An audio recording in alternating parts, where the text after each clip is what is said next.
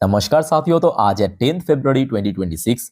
दोस्तों, बात करेंगे इस वीडियो में टोटल 14 यानी 14 ऐसे इंपॉर्टेंट इंडिविजुअल कंपनी की शेयर्स के बारे में, जिसके ऊपर देखिए कुछ बढ़िया जानकारी है। जैसे कि आज 10 तारीख के दिन बहुत सारे कंपनी की रिजल्ट आउट हुआ, क्वार्टर 3 की काफ़ी बढ़िया रिजल्ट रहा, या कुछ कंपनी को बढ़िया ऑर्डर मिला, या कुछ कंपनी को मतलब कंपनी की शेयर को ब्रोकरेज फर्म द्वारा बढ़िया रेटिंग एंड टारगेट मिला। तो आशा रखता हूँ कि देखिए आज की तरह कल भी अगर बाजार ठीक ठाक रहा तो मे भी शेयर एक बहुत अच्छा रिकवर कर सकता है। ठीक है, तो चलिए एक एक करके कंपनी शेयर्स का नाम। सबसे पहले हम बात करेंगे आइशर मोटर, जिसका आज क्वार्टर 3 की रिजल्ट आउट हुआ। ऑब्वियसली ये निफ्टी 50 की पार्ट है, तो बाजार के लिए बहुत इंपॉर्टेंस बढ़ जाता है ना। अच्छा, आइशर मोटर की शेयर वैसे तो देखिए लाइफ टाइम हाई से बहुत नीचे नहीं है, लगभग उसी लेवल के आसपास ही है, और आज क्लोजिंग भी दिया 1.32% ऊपर। आज फिलहाल बाजार क्लोज होने के बाद 4:45 बजे के अराउंड कंपनी की रिजल्ट आउट हुआ है। चले मैं आपको सीधा पीडीएफ में चल के दिखाता हूँ। देखिए ये है आपके सामने कंसोलिडेटेड फाइनेंशियल रिजल्ट। ठीक है, अच्छा यहाँ पे सारे नंबर इन करोड़ पे ही है। चलो सबसे पहले चेक करते हैं कंपनी की इनकम कितना हुआ इस बार। देखिए कंपनी की टोटल इनकम इस क्वार्टर में रहा 6,451 करोड़ रुपए, जो पिछले साल मतलब 2024 की दिसंबर क्वार्टर में था 5,261 करोड़ रुपए। तो मतलब सिंपल इक्वेशन की कंपनी की इनकम जो है ईयरली बेसिस पे बहुत अच्छा ग्रो किया। आज उसके साथ साथ ये भी फैक्ट है कि कंपनी की इनकम क्वार्टरली बेसिस पे स्लाइटली ड्रॉप भी हुआ, मतलब 6,522 करोड़ से गिर के 6,451 crore. But it's not a big deal because बहुत ज़्यादा यहाँ पे लैग नहीं किया।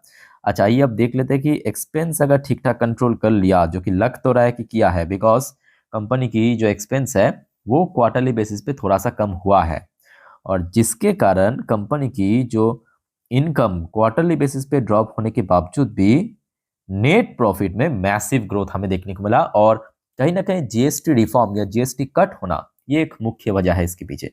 1,420 करोड़ की नेट प्रॉफिट जनरेट किया, जो कि लास्ट ईयर में था 1,170 करोड़, और लास्ट क्वार्टर में इनकम भले ही ज्यादा था बट एक्सपेंसेस भी ज्यादा था, और इस बार एक्सपेंसेस कम हुआ इनकम के साथ साथ, तो 1,369 करोड़ से बढ़ के 1,420 करोड़ पे हो चुका है। ठीक है, तो ओवरऑल बात करें एक अच्छा परफॉर्मेंस देखने को मिला आईशेयर मोटर द्वारा। जस्ट मिनट, एक बार मैं आपको चेक करके बताता हूँ कि डिविडेंड दिया या नहीं दिया।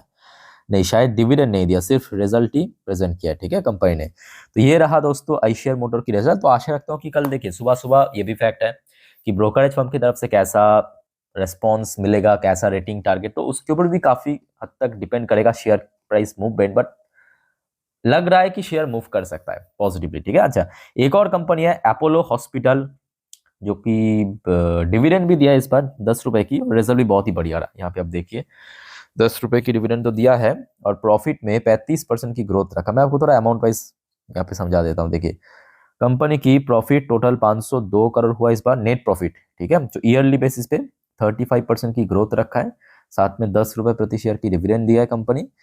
अच्छा अच्छा, बाय द वे डिविडेंड की जो रिकॉर्ड डेट कंपनी फिक्स किया 16 फरवरी, याद रखना 16 फरवरी, मतलब आप अगर 15 फरवरी रविवार, तो मतलब 13 फरवरी या तो उसके पहले खरीदा तो आप एलिजिबल बन जाएंगे। ठीक है, ये डिविडेंड पाने के लिए। अच्छा बाकी रेवेन्यू की सेगमेंट पे बात करें, यहाँ पे भी एक बहुत अच्छा ग्रोथ रखा है 17% के आसपास, जो पिछले साल था 5,527 करोड़ से बढ़ के 6,477 करोड़ पे आ चुका है। यानी ओवरऑल बात करें कंप्लीट परफॉर्मेंस देखने को मतलब विद डिविडेंड। ठीक है, और ये भी फैक्ट है कि अपोलो हॉस्पिटल भी अपने लाइफ टाइम ऐसे बहुत नीचे नहीं है, कल इसके ऊपर भी नजर रखना। एक और कंपनी है जो कि ग्रासिम इंडस्ट्री, और यहाँ पे जो 3 कंपनी आपको मैं दिखा रहा हूँ ना, ये इसमें से मोस्टली कंपनी आपके निफ्टी का ही है। अच्छा ग्रासिम इंडस्ट्री की शेयर वैसे तो आज 1.15% ऊपर आके क्लोजिंग दिया। शेयर तो लाइफ टाइम हाई पे चल रहा है, इसमें कोई संदेह नहीं। और अभी अभी कुछ टाइम पहले ही ग्रासिम की रिजल्ट आउट हुआ, देख लेते हैं। थोड़ा मैं आपको अमाउंट वाइज दिखा देता हूँ। ठीक है, ध्यान से नोट करना। पिछले साल मतलब 2024 की जो क्वार्टर 3 है, कंपनी की प्रॉफिट था 820 करोड़ रुपए, नोट करना। इस बार प्रॉफिट बढ़ के 1,037 करोड़ हो गया, जो कि ईयरली बेसिस पे 26.5% की ग्रोथ रखा है। अगर हम रेवेन्यू की बात करें, पिछले साल था 35,378 करोड़, इस बार बढ़ के 44,312 करोड़ रुपए हो चुका है। यहाँ पे भी लगभग 25.3% की ग्रोथ रखा। तो मतलब रेवेन्यू इंक्रीज हुआ, प्रॉफिट इंक्रीज हुआ, मोस्ट इंपॉर्टेंटली जो कंपनी की एबिडा है, एबिडा भी लगभग 8,925 करोड़ हो गया, जो कि पिछले साल 6,803 करोड़ था, 31% की ग्रोथ तो आपकी एबिडा में ही दिखा दिया है ना। तो ओवरऑल बात करें एक अच्छा परफॉर्मेंस हुआ है। लेट्स सी अब कल क्या होता है, बिकॉज कल बाजार की सेंटिमेंट के ऊपर बहुत कुछ वैरी कर रहा है।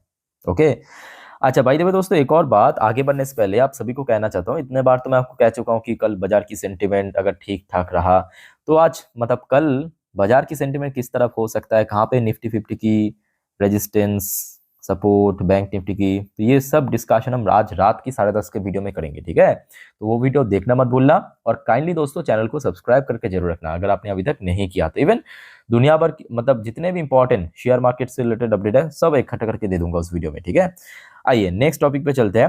रेलटेल, रेलवे सेक्टर की एक बेहतरीन कंपनी, रिसेंटली देखिए कंपनी की रिजल्ट इस बार मतलब क्वार्टर 3 में ठीक ठाक ही आया है। अच्छा, वैसे शेयर आई थिंक आपने नोटिस किया कि शुरू में लगभग 6% चल गया था, मतलब 350 के ऊपर निकल गया था, उसके बाद सस्टेन नहीं कर पाया तो थोड़ा सा नीचे की क्लोजिंग था, स्टिल 3.5% की तेजी मतलब ठीक ठाक ही। तो यहाँ पे फैक्ट मतलब जो मेन कारण क्या है कि रेल टेल को आज ड्यूरिंग मार्केट में ऐसे खबर मिला 455 करोड़ की एक ऑर्डर मिला है कंपनी को, रेल टेल को। ठीक है, और जिसके कारण शेयर एकदम से स्पाइक कर गया। कहाँ से मिला?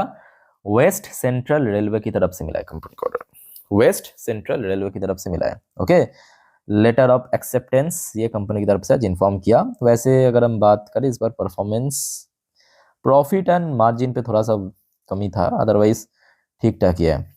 अच्छा, वैसे शेयर पिछले कुछ टाइम से 310-20 के आसपास सपोर्ट मिल रहा है और अपर हैंड पे 380-400 के रेंज पे मोस्टली रेजिस्टेंस मिल रहा है। ठीक है, अच्छा अब चलिए यहाँ पे कुछ ब्रोकरेज फर्म द्वारा कुछ शेयर को पीक किया है। सबसे पहले Motilal Oswal. By the way जो आपको मैं बार बार कहता हूँ याद रखना, यहाँ पे जितने भी ब्रोकरेज की तरफ से शेयर को रेटिंग टारगेट में, तो उसके बेस पे हुबहू कॉपी पेस्ट मत करना। नॉर्मली देखिए आप इन्फॉर्मेशन पर्पस देखिए, जब आप खुद स्टडी करते हो ना तो आप बहुत ज़्यादा सरल हो जाता है, मतलब इन्फॉर्मेशन अगर आपके पास है तो। ठीक है, तो उस पर्पस देखिए मोतीलाल ओसवाल ने यहाँ पे कवर किया कल्याण ज्वेलर्स को विद बाय रेटिंग, साथ में 600 की टारगेट प्राइस जो कि 58% अपसाइड। ओके, बस आप नोट करते जाइए। अच्छा, फिर आ जाइए आपके आईएफएल फाइनेंस, आईएफएल फाइनेंस को बाई करने की रेटिंग, साथ में 720 की टारगेट, 40% अपसाइड। फिर आ जाइए आपके क्रॉम्पटन, क्रॉम्पटन ग्रिप्सेस, इसको भी बाई करने की रेटिंग, 350 की टारगेट, 43% अपसाइड। फिर आ जाइए आपके वाटेक वाबाक, वाटर रिट्रीटमेंट कंपनी, 1900 की टारगेट दिया विद बाय रेटिंग, 56% अपसाइड, जो कंपनी डिजर्व करता है, अच्छी कंपनी, मतलब बहुत ही कंटिन्यूअसली रिटर्न दिया है शेयर ने। अच्छा, केन्स बाई करने की रेटिंग, 5000 की टारगेट, इवन आज आप देखिए केन्स की शेयर 35% अपसाइड। तो ये कुछ शेयर को पीक किया है मोतीलाल ओसवाल ने। आज उसके बाद इकोनॉमिक टाइम की वेबसाइट ने भी शेयर किया कि कुछ ऐसे शेयर है जिसमें डिफरेंट ब्रोकरेज ने पिक किया है, जैसे कि सिटी ने पिक किया श्री सीमेंट को और टारगेट दिया है 31,650 की, 15% अपसाइड पोटेंशियल। फिर आ जाइए आपके इमामी को पिक किया सिटी ने, टारगेट दिया है 665 की, 31% अपसाइड। अच्छा, फिर मोतीलाल ओसवाल ने भारतीय एयरटेल को पिक किया, यहाँ पे बाई करने की रेटिंग, साथ में 2355 की टारगेट, 15% अपसाइड इस बार। वैसे भारतीय एयरटेल की रिजल्ट भी ठीक ठाक ही रहा। अच्छा, पीएफसी की जो आप मर्जर होगा, 460 की टारगेट, 10% अपसाइड। अच्छा, आईएफएल फाइनेंस में 720 की टारगेट दिया विद बाई रेटिंग। ठीक है, तो ये अलग अलग ब्रोकरेज हमने कुछ शेयर्स को पिक किया, इसको नजर रखना। अच्छा, लास्ट एंड आखिरी अपडेट थोड़ा फटाफट ले लीजिए। वैसे टाटा स्टील की शेयर तो अपना मतलब बीस्ट मोड में चल रहा है, आप कह सकते हो। शेयर आज अपना लाइफ टाइम हाई टच किया और लगभग उसी लेवल पे क्लोजिंग दिया, पहली बार आपके 200 क्रॉस करके, लास्ट डे क्रॉस कर लिया था बट आज बहुत स्टेबल था 200 के ऊपर, है ना। और देखिए रिजल्ट जब इस तरह का होगा, ऑब्वियसली बात है कि शेयर चलेगा ही चलेगा, है ना। मार्जिन पे 600% की जंप, प्रॉफिट पे 700% की, मतलब कहाँ पे थे गुरु आप, 700% की जंप रखा है, वो भी टाटा स्टील, इट्स अनबिलीवेबल।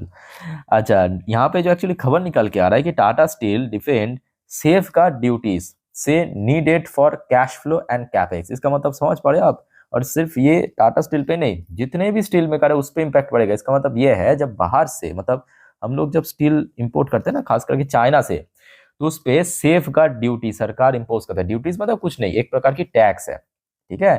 तो टाटा स्टील की जो प्रोडक्ट है उसमें देखिए वो डिफेंड कर रहा है सेफ गार्ड ड्यूटीज को, ठीक है। तो कहीं ना कहीं क्या होगा, जो बाहर से हम लोग इंपोर्ट करते हैं ना चाइना से, उसका जो स्टील की प्राइस वो महंगा होगा। हमारे जो डोमेस्टिक मेकर्स है, डोमेस्टिक स्टील मेकर जैसे कि टाटा स्टील, जेएसडब्ल्यू, इसका जो प्राइस है वो उसके कंपैरिजन थोड़ा सस्ता होगा। तो आपके सामने अगर सेम क्वालिटी की डिफरेंट प्रोडक्ट रखे, मतलब सेम क्वालिटी की दो अलग अलग प्राइसिंग की, तो ऑब्वियसली बात है कि आप किसको चूज करोगे, जो सस्ता है, क्योंकि क्वालिटी सेम है ना। तो जिस वजह से जो चाइना भी इसके पहले उन्होंने देखा काफी बार इस चीज की विरोध किया था आपके डब्ल्यूटीओ में, और कहीं ना कहीं भारत की जो स्टील कंपनी है उसके लिए भी काफी इंपॉर्टेंट है, बेनिफिशियल है ना। तो दोस्तों मुद्दे की बात, इन सब शेयर को ऊपर नजर रखना इंपॉर्टेंट है। अब देखना होगा कि बाजार की सेंटिमेंट वगैरह कैसा होता है। सो और कोई आपका कंफ्यूजन डाउट है कमेंट करके पूछिए। वीडियो अच्छे लगे तो लाइक करना, चैनल को सब्सक्राइब करके रखना। टेक केयर, बाय बाय, जय हिंद।